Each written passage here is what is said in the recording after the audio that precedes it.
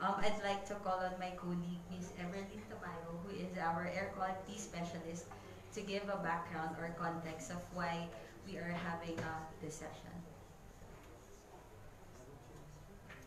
So good afternoon, everyone.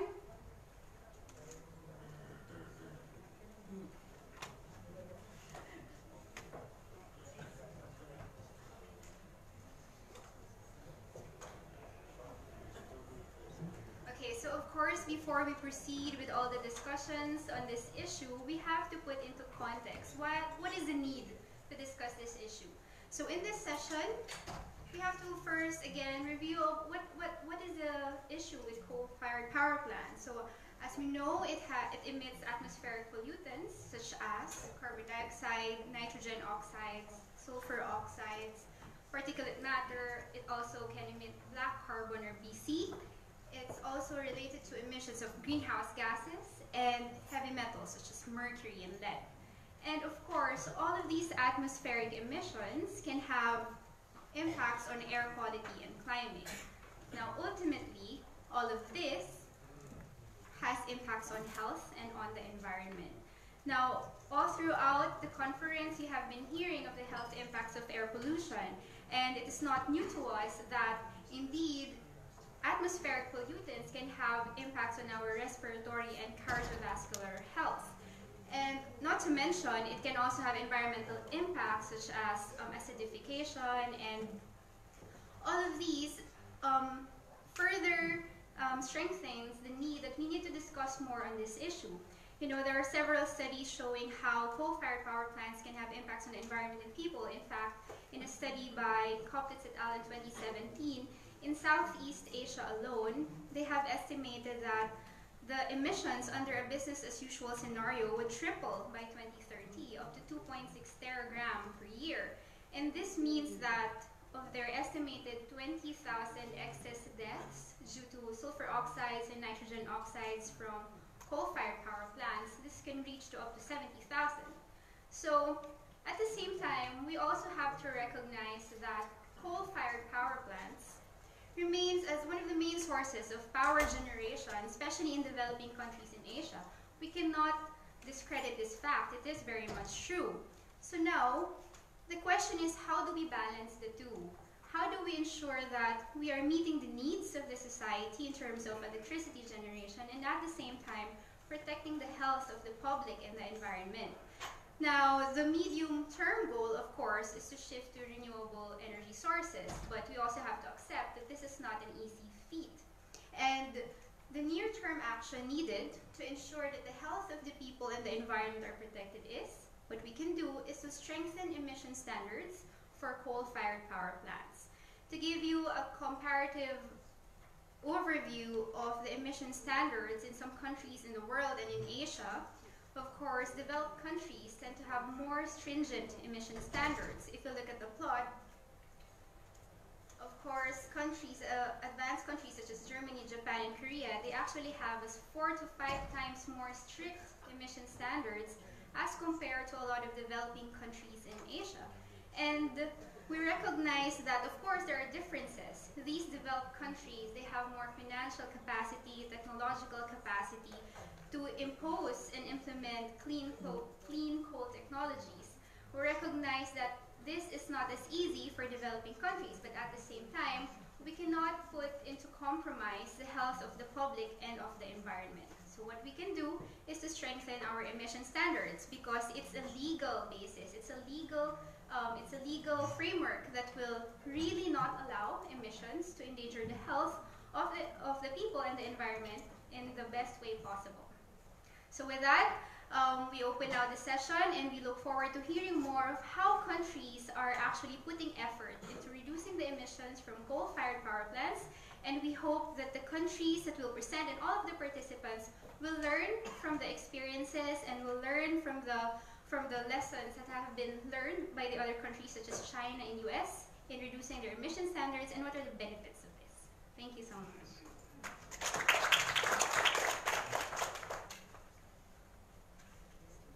Thank you very much, Ever. So very well said. So to first off, to share with us their experience, the China experience, and how they were able to to reduce or strengthen their emission standards for coal-fired power plants, we have Mr. Zheng Jinghai, who is the Deputy Director of Atmospheric Environment Management Division of the Beijing Municipal Environment Protection Bureau. His main responsibilities include coal combustion pollution control, of the use of clean energy sources such as natural gas and electricity. He also oversees the carrying out of retrofit projects to switch from coal to clean energy and the development of emission standards and incentive policies. So let us all welcome Mr. Zheng Jinghai.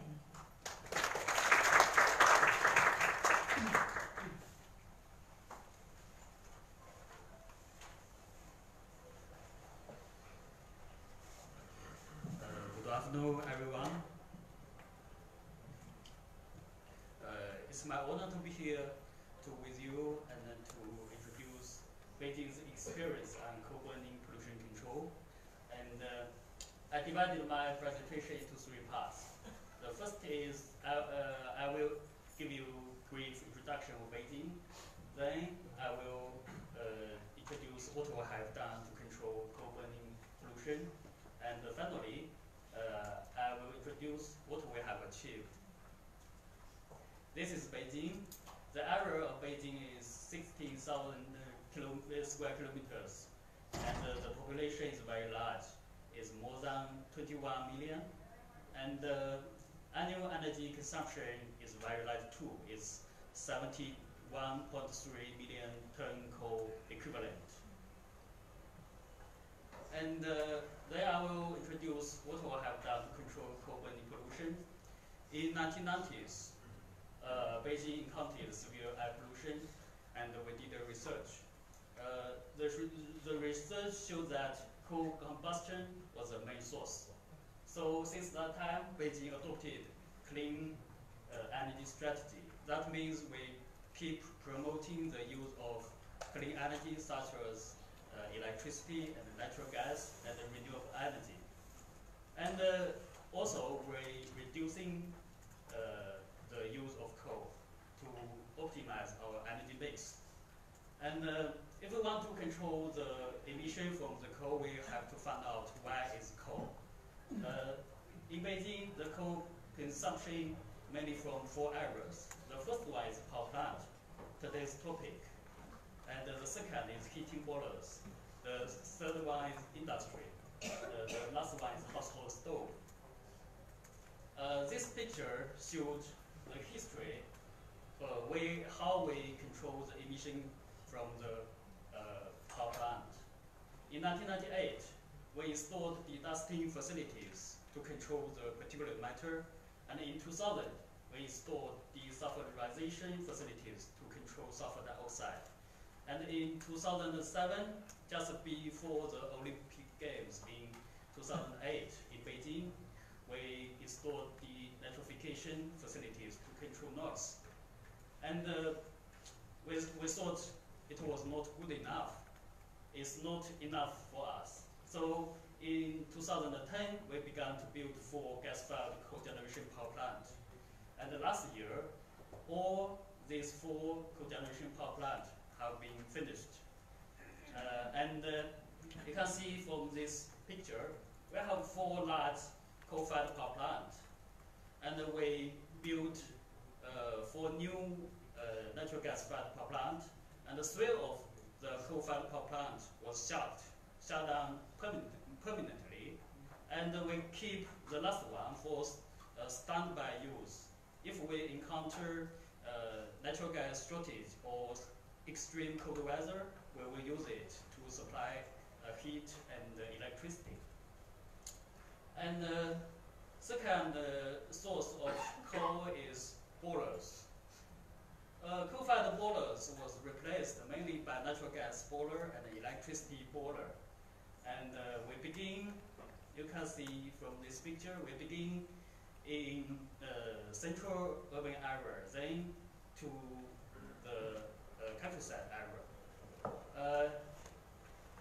In this year, almost all the coal-fired boilers was eliminated. And since 1998 to this year, totally 25.3 thousand boilers. The total capacity of which was 91.2 thousand steam tons have been replaced. And we also found that it is very difficult to control the emission from the household coal use because the residents use very small coal-fired stove. We can't install any equipment to control the emission, and the pollutant just emitted to the air directly. So we have to take measures to solve this problem. We take 5 measures. The first one is urbanization, just as number 1 graph show.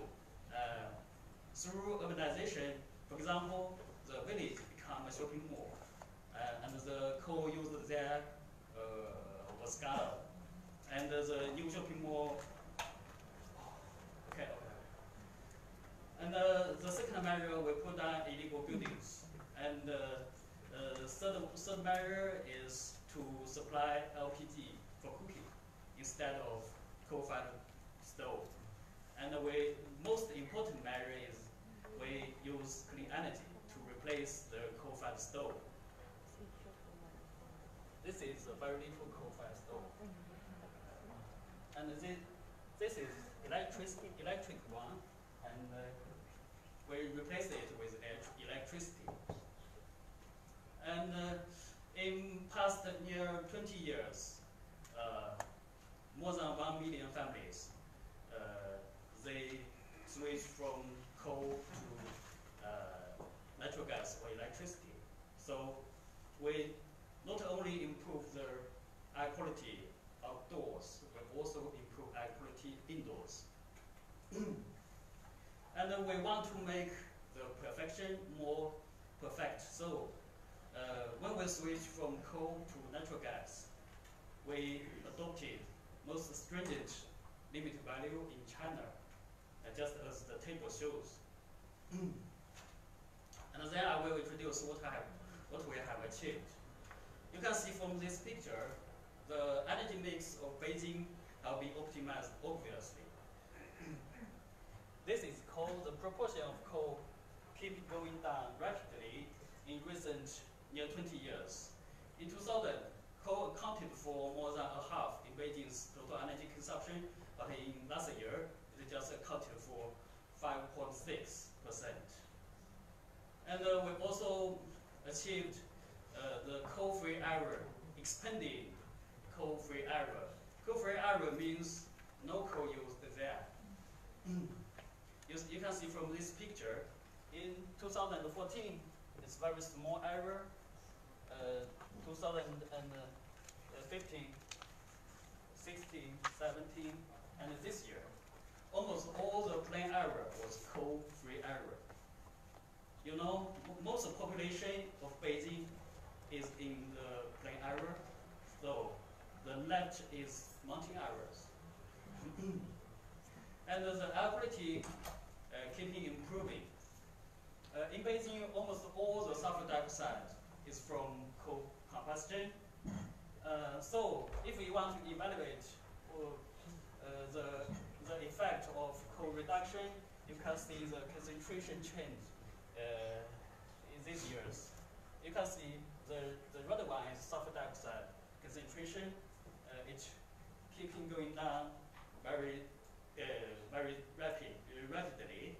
And in 1998, it's 120, but in last year, the annual average concentration is 8. So more than 90% reduced. I think it's very impressive achievement. And not only Beijing, the surrounding area, they are taking similar measures. So we can achieve the sulfur dioxide concentration decline at the same time. You can see these 5 pictures shows recent 5 years. The concentration of sulfur dioxide is keep going down. Although we have a big achievement in past near 20 years, but we still have coal emission problem It's mainly in mountain areas. I think next, Beijing will focus on coal burning emission control in mountain villages. But you know, in mountain villages, the infrastructure is not so good, and the temperature is much lower than plain areas. So the technology, the suitable technology that is cost effective need to be developed. That is our challenge. Okay, that's all. Thank you, everyone.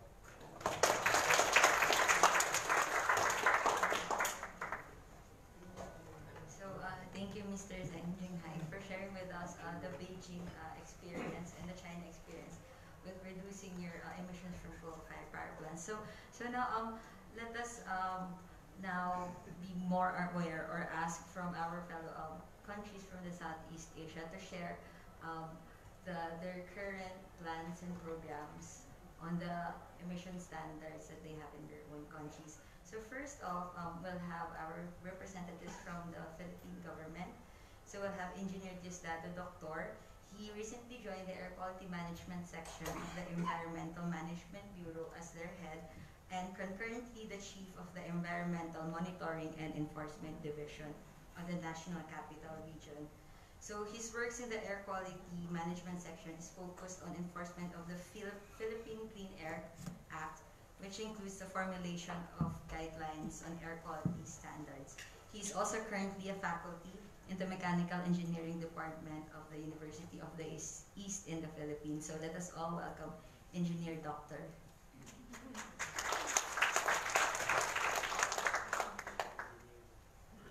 Good afternoon. I'm a doctor by birth since birth.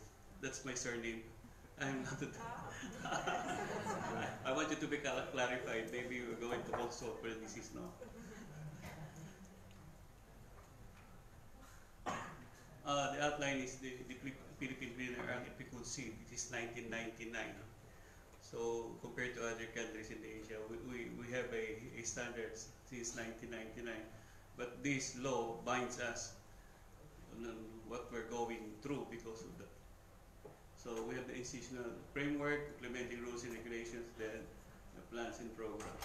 We have this population, we're 100 million, land area is 343 square kilometers. We have the energy mix, coal is still the highest. In the Philippines, we have that number of industries. These are the standards as contained in our law. So if you could see, that is in 1999, we have these standards. So we have standards for PM 2.5, PM 10, monoxide, super dioxide. We still have the TSP. Others are saying we should not monitor TSP, but we still should monitor TSP because of the present thrust of the current administration of the Philippines to build, build, build. If you're going to build, build, build, you have a lot of dust, dust, dust. So we have these air quality guideline values, so you're familiar with the formula. It's in the. So these are the other values. If you could see, you have these methods here. These are based on US EPA. So again, method of analysis, you can see the US EPA method 1 and so on.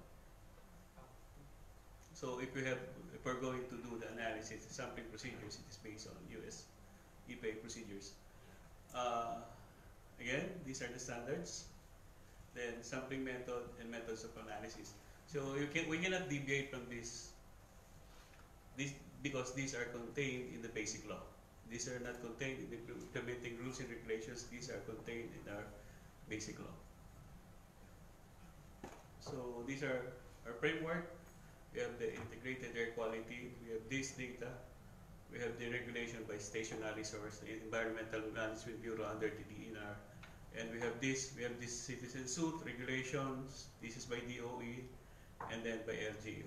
Then we have this airshed governing board. Then we do the emission inventory. We have how many airshed in the Philippines? These are the airshed. We have 15 regular airshed. Then we have the geothermal airshed. Why geothermal? Because Philippines is located in the Ring of Fire. So this is how we manage. We have this. We have to do the stock emission testing. We have accredited private third-party stock emission, but we also do. If we're in doubt, the government would be the one doing the stock testing. So coal-fired power plant, we have 23 operational, 3 ongoing construction, 5 not yet constructed. Why coal in the Philippines? Because we don't have much. Our natural gas in Malampaya is the natural gas there will be exhausted by 2020. They say that we're going to stop production there. But we have another one in Alegria, Cebu, in the central of the Philippines, but the natural gas is not yet used. So we have point source monitoring coal-fired power plant. So this is, we have, if you could see, there are some equipment there. It's being displayed. Some of our power plants are using these things. So strategies, quality management. So you have this.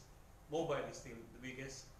Stationary in the area sources. We have the emission inventory by 2015. We do the emission inventory every 3 years. So this year, so next year, 2019, we might be able to publish our emission inventory. We have our monitoring programs. We have number of nationwide is 103. Then we use this, the beta attenuation method. We still use the manual plus these real-time monitoring stations. So we use the DOAS, differential offtake. So for gases, this is real-time. And then we have this project with other foreign support. We have the acid and mercury wet deposition monitoring.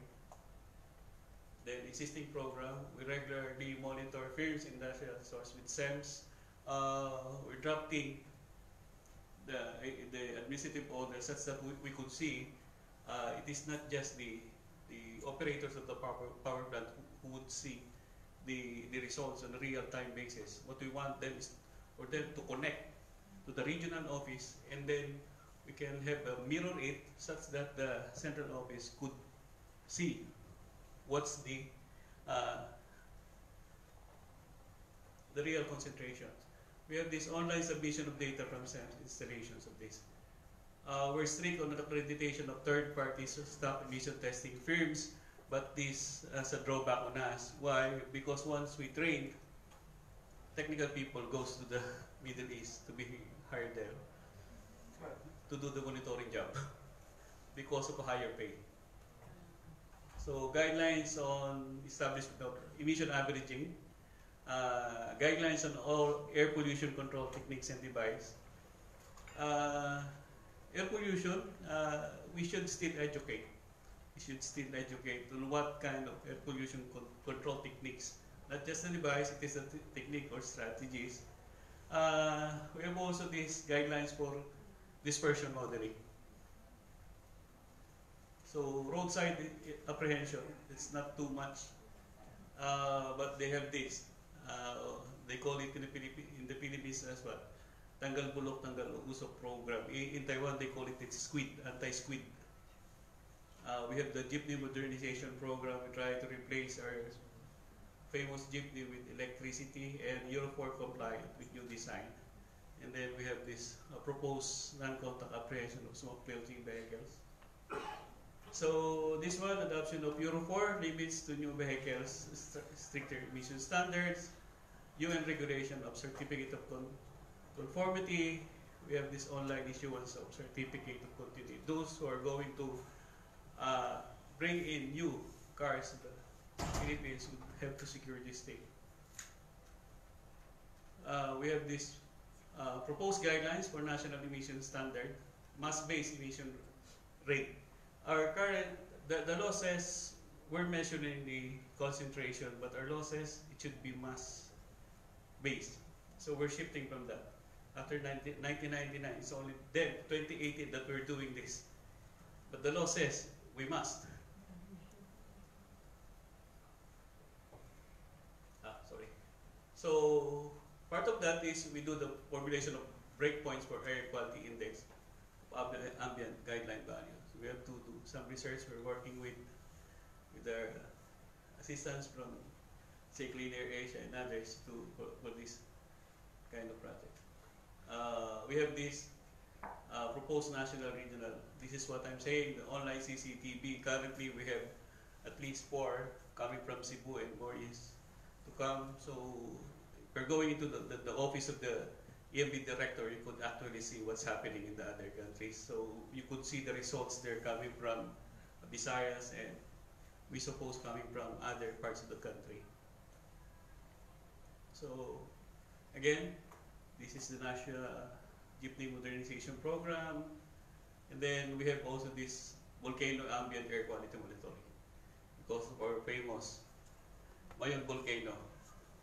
The Japanese says it's the Fuji. It's not the Mayon. So guidelines for relative accuracy tests and continuous emission monitoring system. We have proposed policies for elimination of dilution in stock sampling using oxygen correction factor. You can always do stock sampling, but the operator could adjust the amount of air going into the system. So they're going to dilute it such that they would meet the standard. So that's why we have to do these things. Other stocks are not uniform. So others are cone-shaped and inverted cone-shaped. So you have to have these policies for if there are stock being favored. So I'm going to wrap up. And future plans, we have this again, particulate, mercury, and elemental. And actually, we're planning to have that installed near our coal-fired power plants. So that's all. Thank you. So please reserve your questions later on. So thank you, Engineer Doctor, for sharing that up. So maybe we can discuss further during our panel discussion. So let's move on with our representative from Vietnam, who is an official from the Waste Management and Environment Improvement Department of the Vietnam Environment Administration. So his works include the research and development on regulations and policies, action plans related to control of pollution sources, waste management and prevention and response to environmental incidents. So may I now call on Mr. Pham Tien Tuan.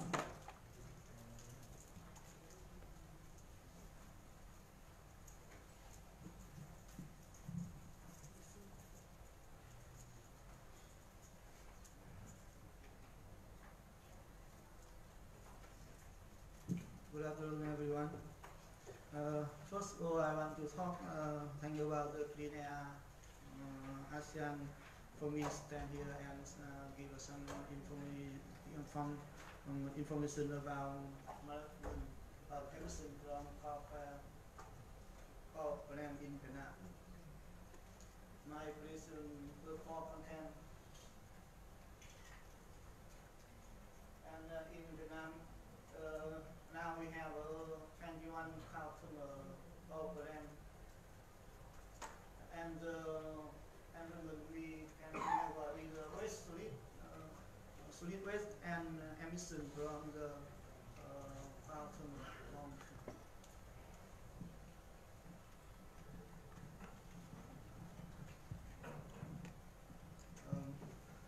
And about the emission from combustion of fuel is a 6 parameter include flow, TSP, temperature, SO2, NOx, and this is a picture about the little more system of primer in the 2015, and the coal-fired about 35%.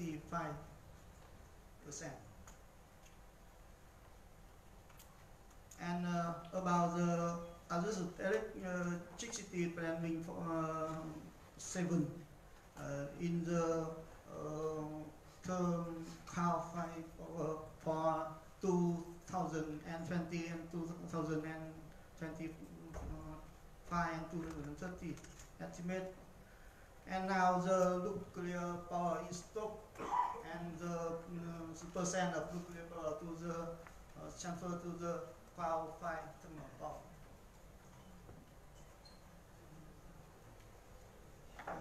In Vietnam, with the plan, with the capacity about 1,000 megawatt is to input one day fresh air about 85,200 tons, and cow to 20. And oil the 101 cubic meter, and water about 98, and put about 30,000 ton CO2 and 680 ton SO2 and NO2 into 4,200 tons slab. In the Vietnam, and to the 2009 we have a standard for the thermal power plant with by the former. The KP is the change from 0.7 and to 1, and KB is area belong to area and real factor, change from 0.6 to 1.4. Now we for the standard with 3 parameter to control TP and WIC and NO2. The concentration is changed by coal or by oil or by gas.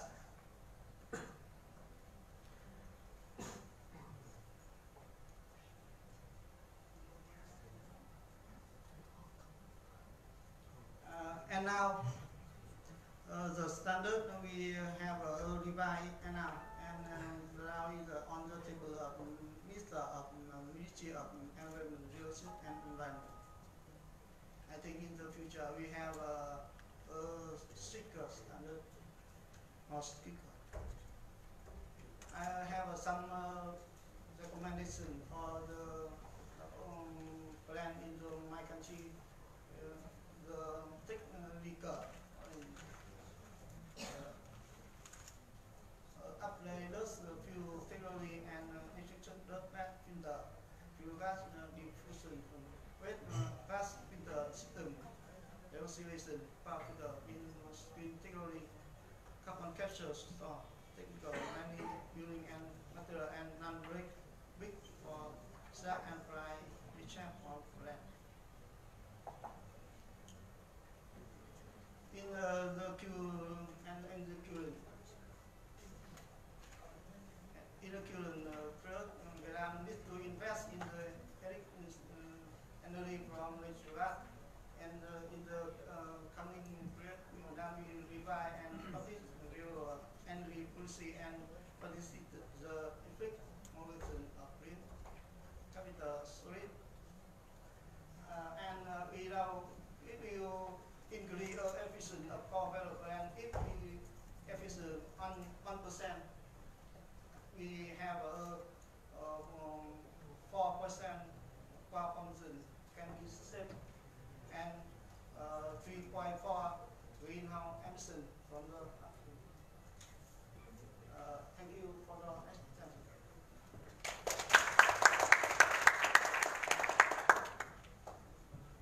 Thank you, Mr. Pham Tiantuan. So I think we can have a deeper discussion or understanding on what you've shared. So right now, I will have our representative from the Indonesian government parliament. So on behalf of Honorable Satya Yuda, we'll have his legislative assistant, Mr. Mutrardi Sancoyo.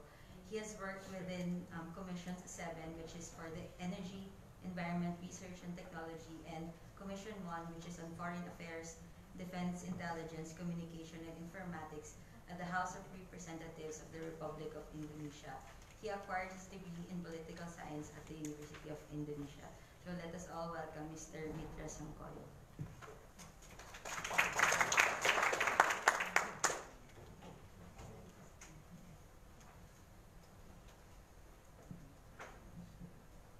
Good afternoon, everyone. My name is Mitra Sancoyo. First of all, I'd like to thank all the organizing committee and all those here who made it possible for me to be here representing Air Quality Asia, because Satya Vidiyuda is also a board member of the organization. Unfortunately, this morning, Satya was reported that had a severe health condition with feeling under the weather, very much under the weather, and couldn't make it to Kuching today. So here I am to present his presentation. Hopefully we can discuss more if you have any questions later on about the Indonesian situation. So it's just a brief overview. Pretty small, but so Indonesia accounts for over 35% of total energy demand for Southeast Asia. Indonesia is very much a fossil fuel economy, and it's a dwindling one. We are expected to have a coal deficit by 2046, crude oil depletion by 2029, natural gas depletion by 2050, and yet we still only have around 8% of renewable energy in our energy mix. And a bit of a paradox, Indonesia is also very much committed in its NDC during the Paris Agreement to reduce emissions by 29%. This is unconditionally, and also possibly by 41% with international assistance. We can see later how this is quite paradoxical with our current situation as to where renewable energy is going, and also with fossil fuels, especially coal.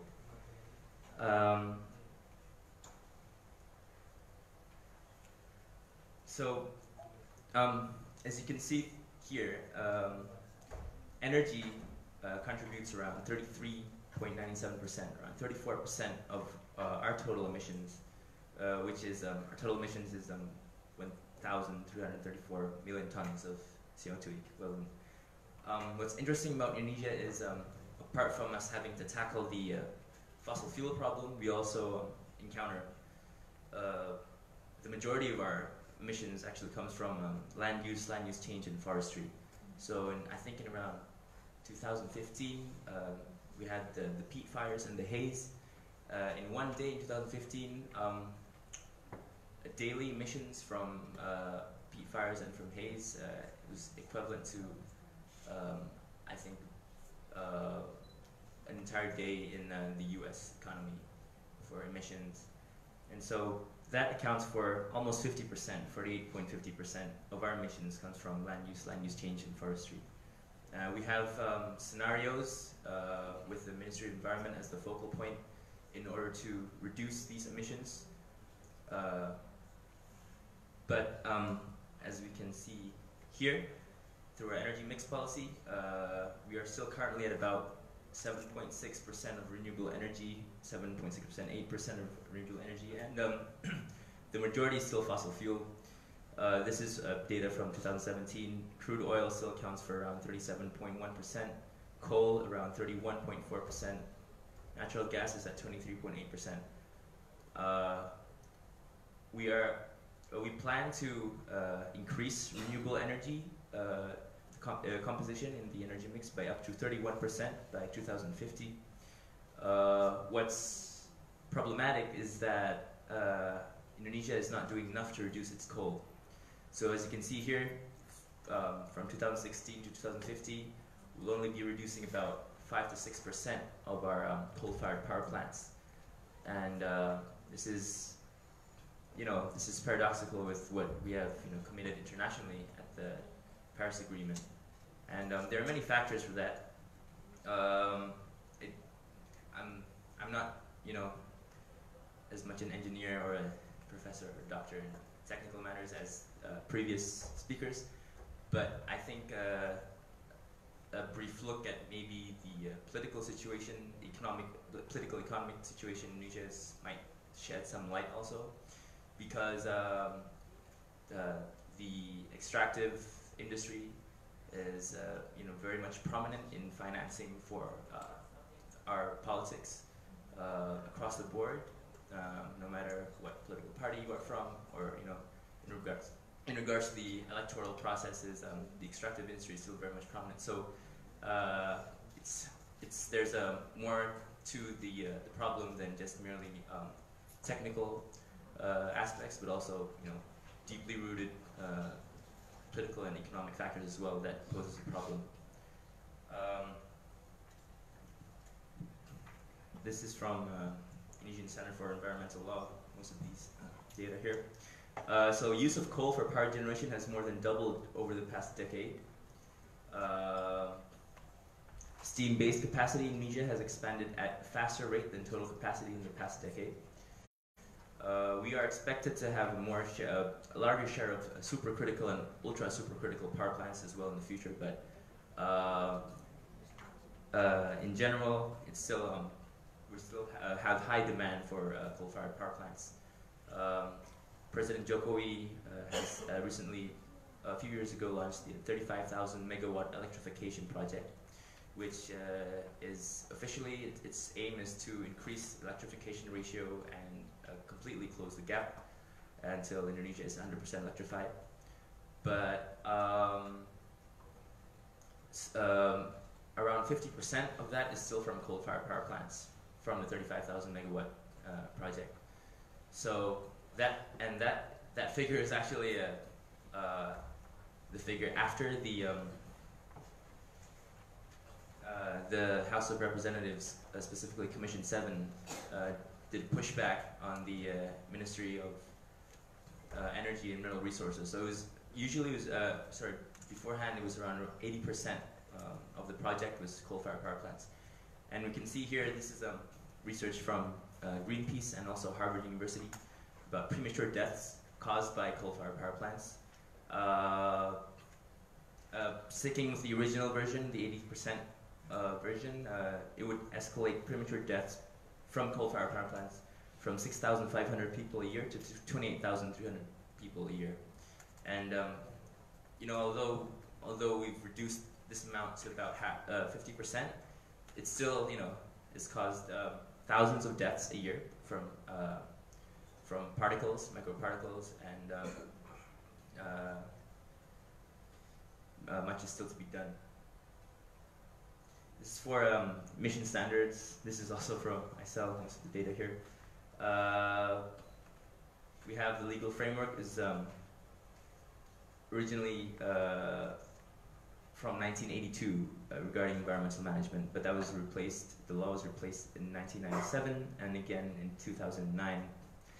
And regarding emissions, regarding SO2 and NOx, our standards for Indonesia is much higher than that globally. We have an average of around 750 to 850 milligrams per cubic meter, which is much higher than the global standard of around 100 to 200 milligram per cubic meter. In general, also, regulation and emissions testing here is very loose. Laws aren't, sanctions and punishments if you violate these laws aren't actually put into effect much here. We also, from 2008, we had the CEMS also mandated to be put, but that, not all plants have installed that as well.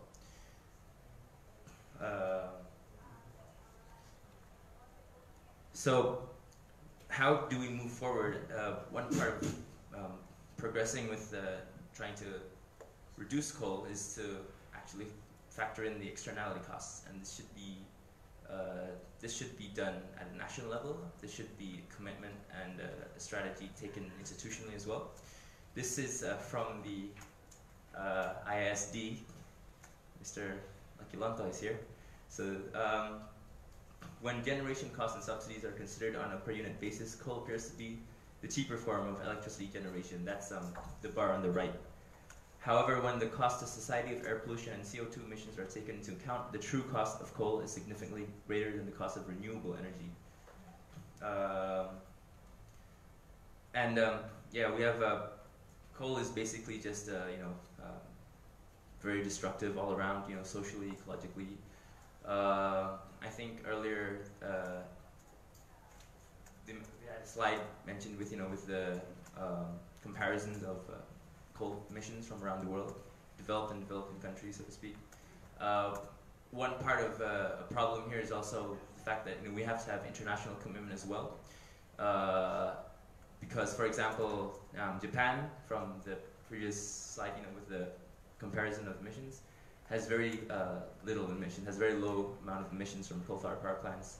But the Japan Bank for, JBIC, the Japan Bank for International Cooperation, I think, is financing a lot of coal-fired power plants, and especially in Indonesia as well. So, politically speaking, apart from taking into account the externality costs, bilateral commitments also need to be done and cannot be compromised.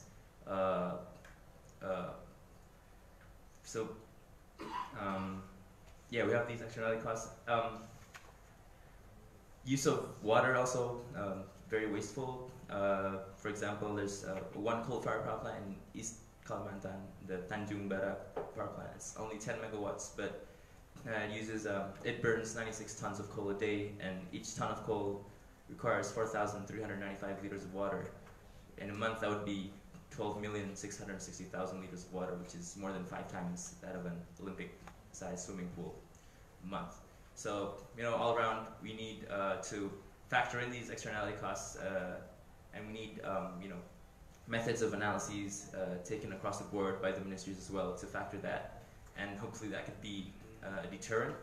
And also, along with these externality costs, we should also try to, implement financial laws or financial regulations that would actually incorporate these externality costs into taxing or into the costs that need to be given out by coal-fired power plants.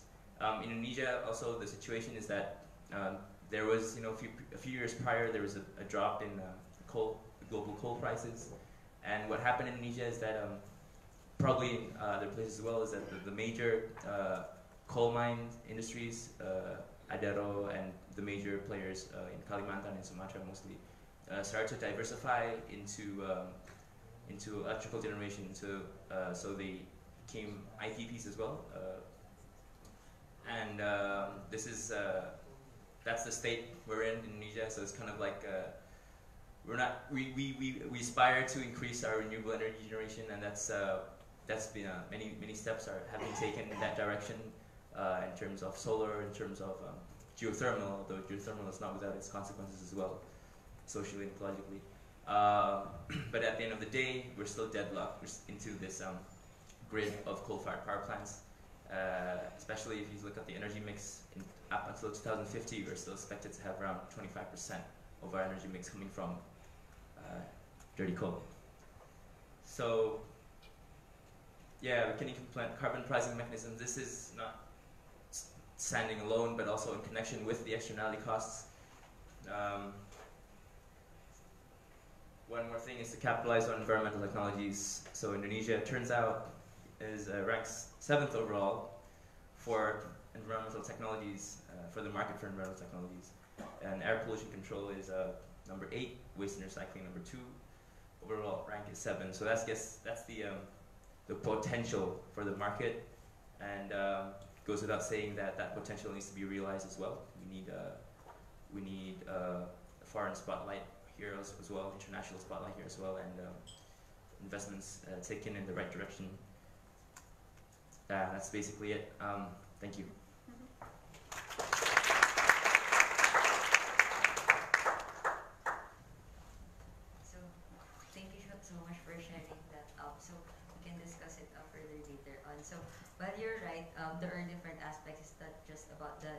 technical part.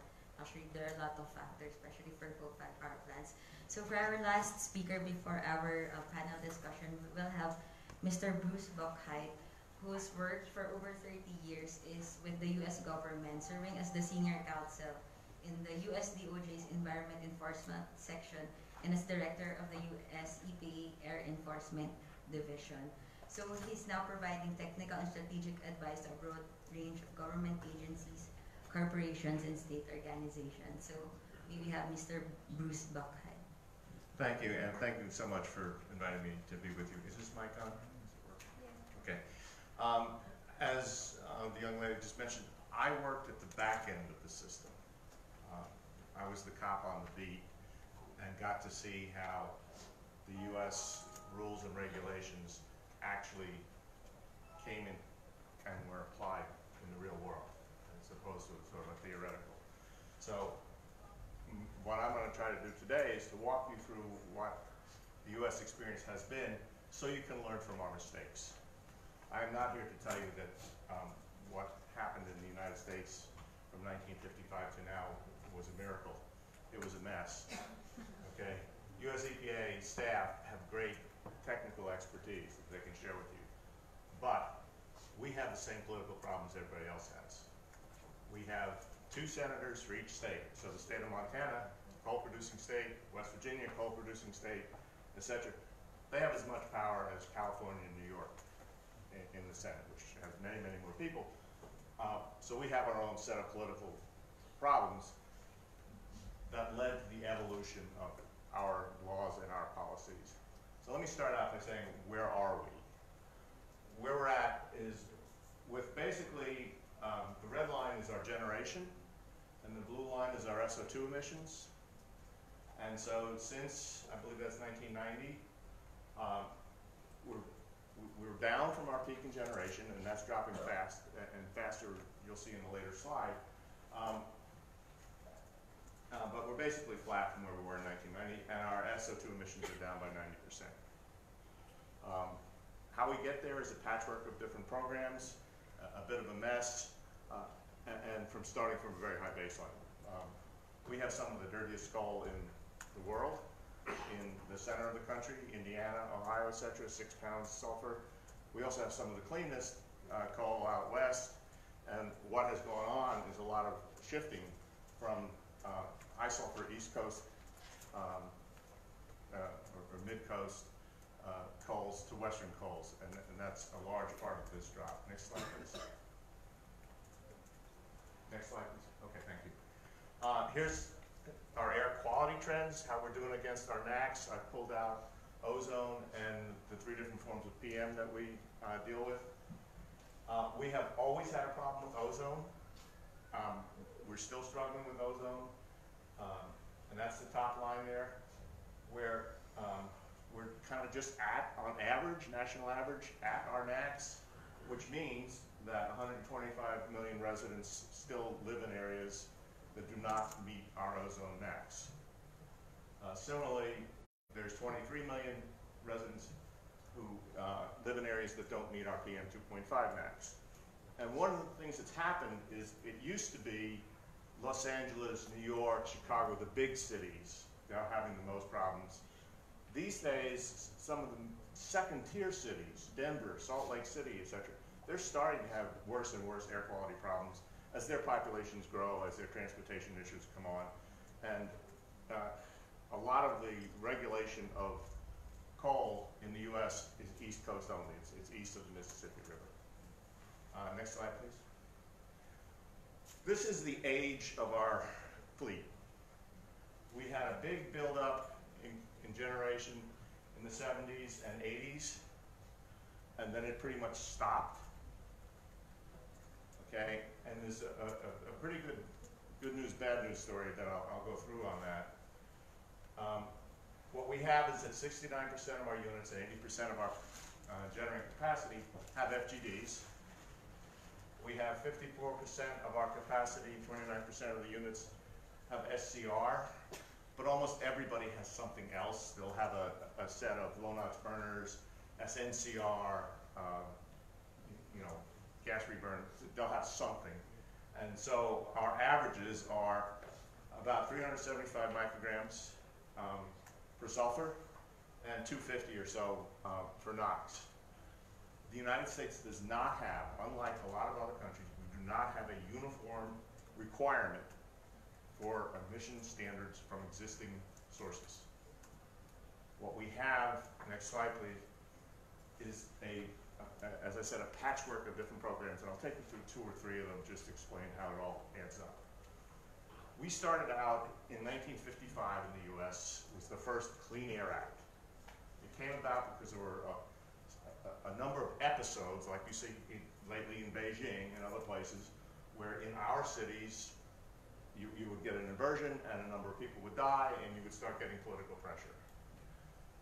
The early schemes from 1955 to 1970 relied on the federal government to provide advice, technical support, etc., but left the actual regulation to the states. And that did not work. The states are afraid of a race to the bottom where industries will say, hey, if you start regulating us, we're going to move to someplace else. And so it didn't work. So 1970 was our first real effort. And it was a mix of what I would call risk-based programs, compliance with the NAAQS, and technology-based programs, new source performance standards. But there was one big mistake, okay? The argument at the time was, well, you don't need to deal with existing sources. They're gonna die anyhow, okay? So just put them off and just worry about those existing sources. Now, if you think back to that age slide that I put up a little earlier, from 1980 on, there were no new coal plants. Why is that? Well, it's because the existing coal plants could run cheaper than a new plant with controls. So those existing plants turned out to be a barrier to entry to new coal plants, which today, as we're starting to regulate CO2, is a blessing. Because those plants are now getting pretty dang old. Okay.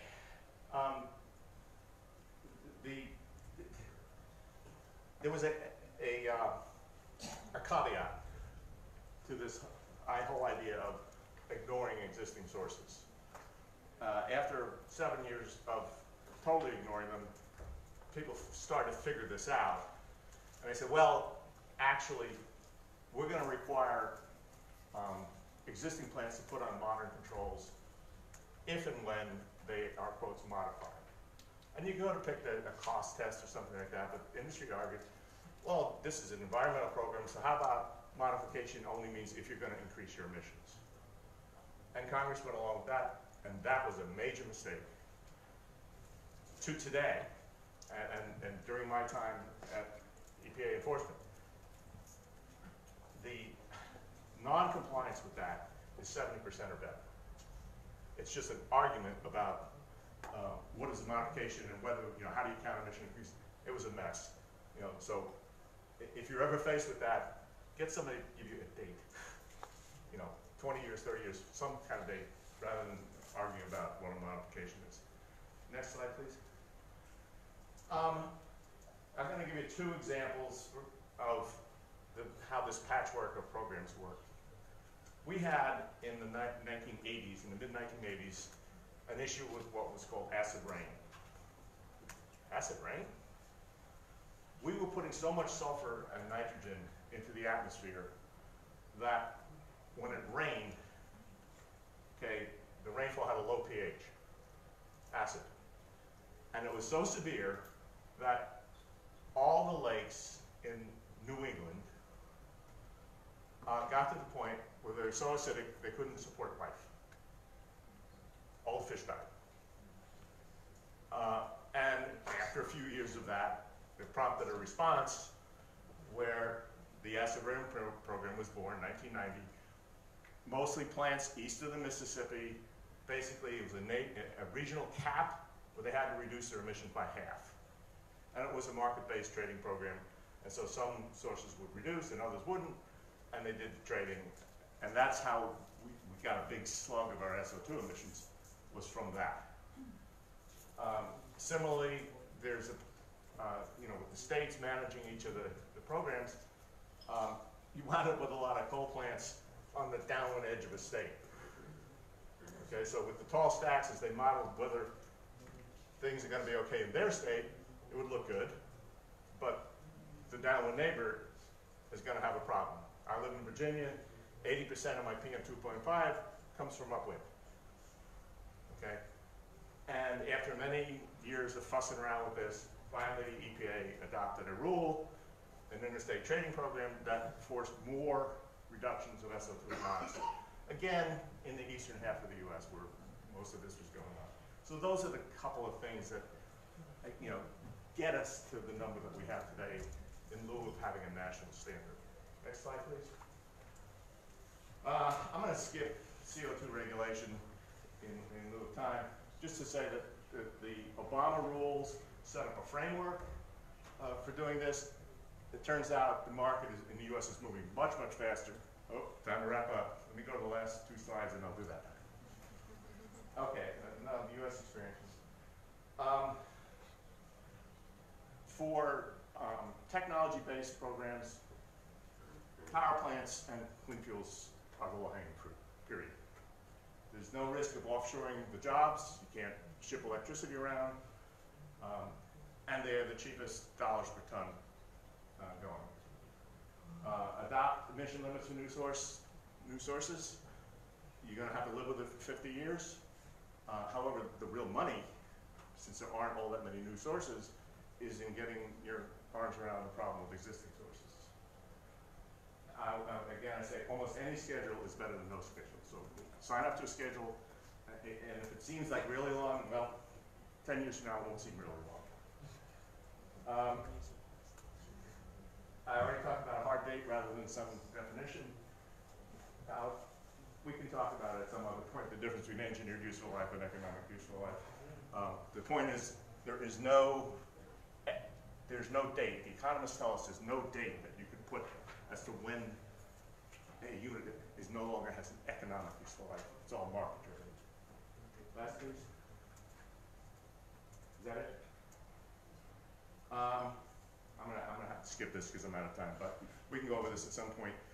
People talk about, oh, it's going to cost $7 billion to control the Java Valley grid. I did a little math. It turns out that's a penny a day for us. So when people throw out the big numbers, do the math and put it in context of what it really means to the local residents. Thank you, folks. Thank you, Bruce. We'll now have our moderated discussion. So if I could request our speakers earlier to please come in front, stay in front. Bruce, you have to see there. So Mr. Zeng Jinghai, Engineer Dr. Mr. Pham Tien Toan, and we'd like to include in our panel Dr. Tung from the Vietnam Clean Air Partnership and Mr. Mitra Sangkoyo to be moderated by Attorney Linda Batan, who is the Deputy Executive Director of the Clean Air Asia team. She sets the organization's strategic direction and undertakes resource mobilization. So she's a lawyer with 16 years experience in environmental policy and leads the team to national and city government to develop and implement policies. So now you will lead them. So may we all welcome Linda Batan. Thank you. Thank you very much. How's everyone? It's a challenging time of the day, isn't it? Why don't we all stand up and please introduce yourself to the person to your right and to your left. Can we do that just so we bring out the energy in this room, because I'm feeling a bit cold and I don't feel the energy. We need some energy. We're talking about power generation. So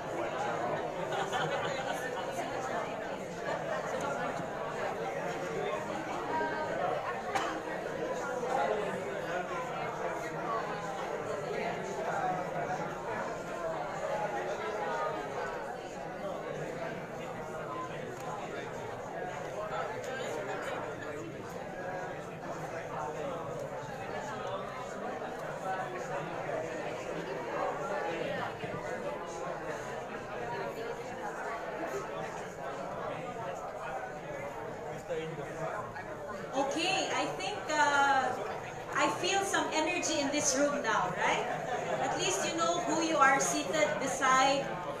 Um, so let's quiet down now, and I'm sure many of you have questions yourselves. I will just start off with a few questions to our panelists. Maybe let's start with our representatives from Indonesia, from Vietnam, and from the Philippines. I think many of us are very interested to know whether these countries, are planning to improve or tighten the emission standards for coal power plants, considering that in the introductory slide that Ever showed, earlier this afternoon, it shows quite clearly that the ASEAN countries have very lenient emission standards compared to those that are set in China and in India. So we would like to, I think all of us would be interested to know whether there are moves or plans to improve on these standards so that we can reduce the health and environmental impact. So let's start with that question. And then maybe if you could also let us know what challenges you are facing and what opportunities do you see in improving the standards.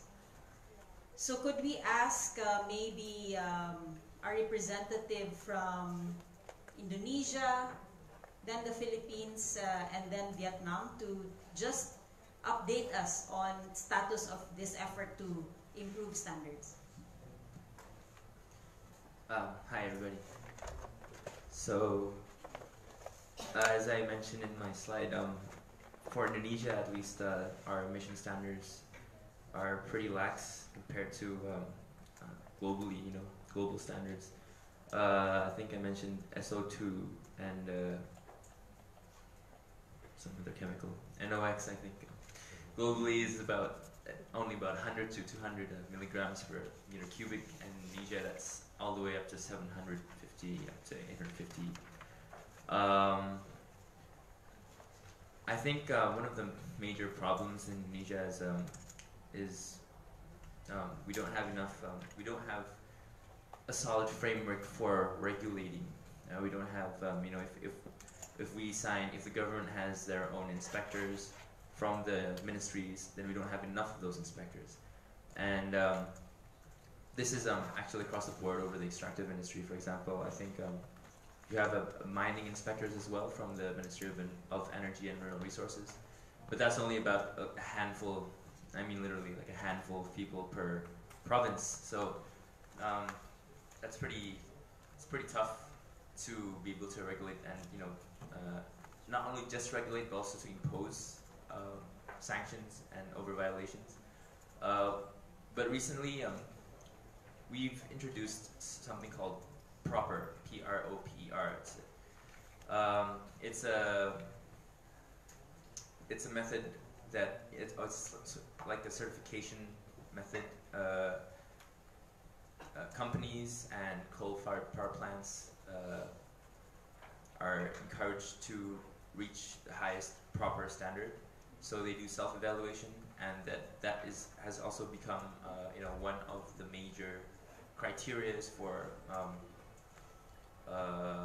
surveys as to how clean you are, how environmentally sound those power plants are, and that actually has been pretty fairly okay in terms of plants being finally asked to impose their own monitoring and to be more forthcoming with how they are, because the proper program is also integrated into many surveys and also awards that are that cooperate as well with the government as well. So it's given more it's given a spotlight as to where you are on the emissions. But overall, I mean, if you look at it from a systemic point of view, it's still very lax. We have many penalties for violating regulations that have just not being enforced. So we have fines and we have all that, but they're just not being enforced.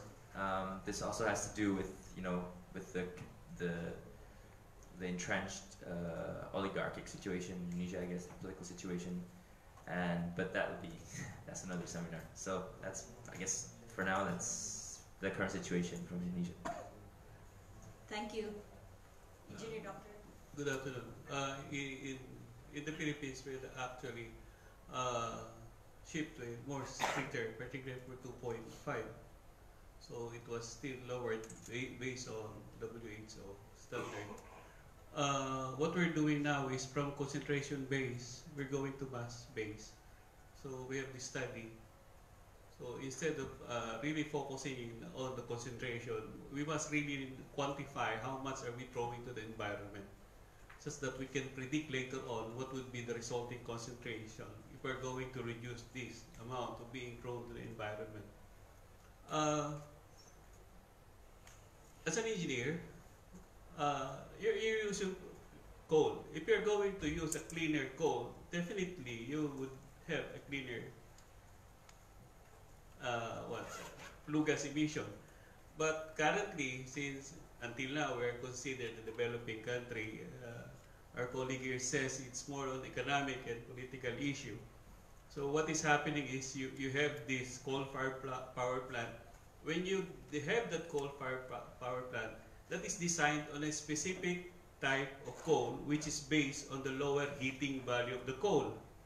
However, when it is now operating and management of the power plant changes from one company to another, they would switch the quality of coal or the type of coal they're using from this high grade to a lower grade. So we must also consider the type of combustion. If we are using this type of coal, it has its corresponding type of combustion technology. That's why we have this frequent problems, complaints in our country that there is a coal dust and so on and so forth. We become the recipients, being a developing country, recipients of low-grade coal that is being bought by these companies. So can you imagine this low-grade coal which is very friable, it's easily broken into smaller pieces, then you are going to transport that. What happens? You generate a lot of dust emission. And then later on, you're going to use the stoker type of combustion, wherein you are not going to burn all of the coal because it passes through the stokers, because it is very small. So it is also, I suppose, we should also work with DOE in controlling the quality of coal that we're exporting in our country. We are in the news. The waste from from Korea, plastic waste came into our country. Then EMB is now strict because everybody wants to the ash, the slugs coming from other countries, they want it to be used as filling material for our reclamation projects in the Philippines. So we said, oops, question mark, we have to practice due diligence in doing these things. So I suppose we have a lot of reforms to do in the Philippines, to not just to lower the concentration. We also want to strictly enforce the enforcement of the regulations by fully implementing the CEMS, Continuous Emission Monitoring System. That is a non-contact. So all you have to do is analyze, but we suppose there is still some resistance from the operators. Why? We still have to agree how many percent. There is always an offset. There is, if you have that startup offset conditions, that sometimes the concentration of these pollutants goes up. So what is the allowable offset? How many hours in a day or in a year? So that's still to be resolved. That's all. Thank you. Thank you. Maybe we can hear from Mr. Pham Tian Tuan and also Dr. Tung. about the situation in Vietnam on the emission standards for coal power plants?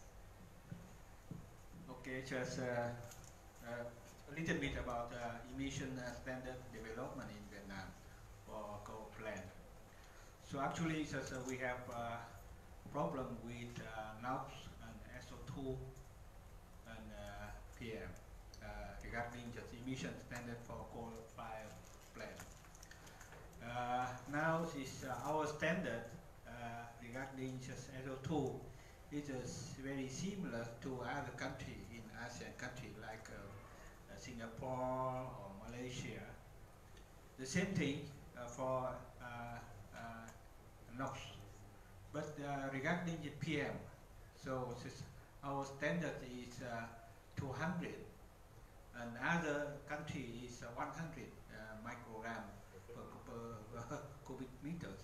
So now is Vietnam already just developing just a new emission standard, and I hope that by the end of this year, the new standard should be approved. So we reduce from 200 to 100. So very similar to other countries. Our problem is enforcement, however. Not really just every coal plant just follow the regulation. And now we try to ask every such coal power plant should have continuous monitoring equipment and transfer to the local authority now, or first step. And then we will see how they will follow the standard. Of course, we have inspection, but right now, due to lack of capacity, so not really just inspection is effective for the air now. So hope that by the end of this year, so every coal power plant should have continuous monitoring equipment, and we would have data to do analysis. Other problem for coal power plant is slag and ash here, because most of plant in Vietnam we use Vietnamese coal. This is not so high quality, so this is percentage of the slag and ash too high. This problem now is hazardous or not hazardous, and this use for what, etc. This is a problem. In the meantime, we are in shortage of the electricity. So in Vietnam, we also debate.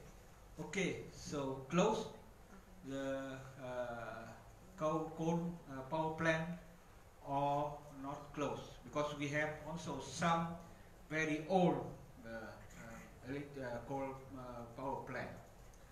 So it's dirty, of course, very polluted, and a lot of slag. But how to close? People also say, okay, we need electricity. We know that solar energy is good, but how to make balance, like you already mentioned earlier.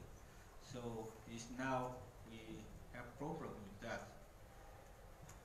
We have electricity planning for next 20 years, and in this planning, even the government increased the percentage of electricity from coal power plant.